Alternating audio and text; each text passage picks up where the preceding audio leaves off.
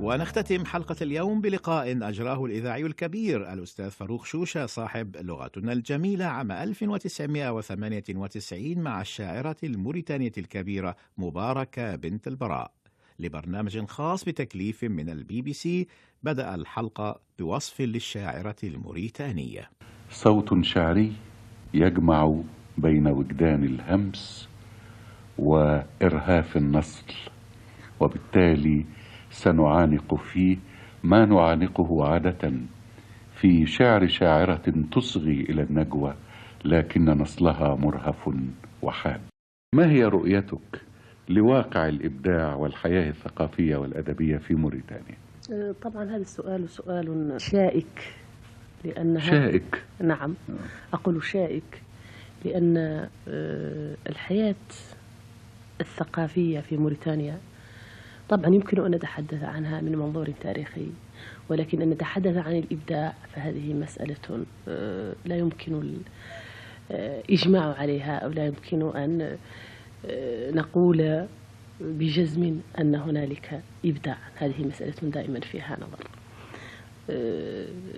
في موريتانيا والمصريون هم أدرى الناس بهذا، لأن أول كتاب نشر عن الثقافة الموريتانية كان كتاب الوثيق في تراجم أدباء الشنقيط الذي نشر في مصر في أواخر القرن التاسع عشر. نشرته مكتبة الخانجي.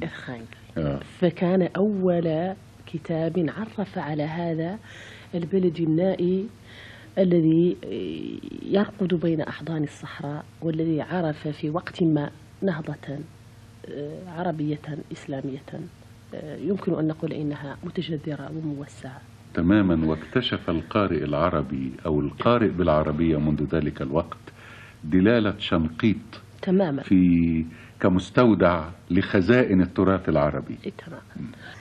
أقول من هذه القصيدة: عود إليك من الماضي الذي سحق، نجد أتيت وكل الشوق قد أبق. نجد وينتفض التاريخ مزدهيا عبر المسافات فياضا ومؤتلقا. نجد أتيت ومن شنقيط منزلتي أحاور الفل والنسرين والحبق. اشتم أرضك بوحا من ربا وطني، اشتم نوارها ريحانها العبق. ضوع الخزامة مع الأنسام تحمله ريح الصبا وعبير الورد منبثق. وصلت يا نجد هل تدرين كم سنة بحثت عنك وأعييت النوى طرقا. وصلت أحمل في كفي أزمنة ماجت بذكراك تأسيسا ومنطلقا. وظلت أسأل عن هم تلبسني في الرمل في الشعر في طيف إذا طرق. إني أهاجر في صمتي على ظمأ للحرف، ما أفظع الحرف الذي صدق. ما أفظع الحرف حين الحب يجعله غيلان ميتا، عاف الأهل والرفق. يقتاد ناقته في كل منزلة، يبكي منازلها بالدمع قد شرق. ما أفظع الحرف حين الحب يجعله قيسا تبتل بالتوبات محترقة. يود لو أن طيفا ما يطالعه يرعى المها ويشيم البرق إن برق. نجد وينتفض التاريخ مزدهيا عبر المسافات فياضا ومؤتلقا. تلك العهود التي في النخل منبتها، في الأثل ثورتها، في الطلح مصطفقة، تظل ما فتئ التاريخ أكبر من كل الحدود وأفقا يلتقي أفقا. لو أن شاعرة من شجوها عتقت لكنت بوحا مدى الساحات منعتقة. ولست من تدعي حبا ليشغلها، ولا ألفقه ذوقا لأخترقه.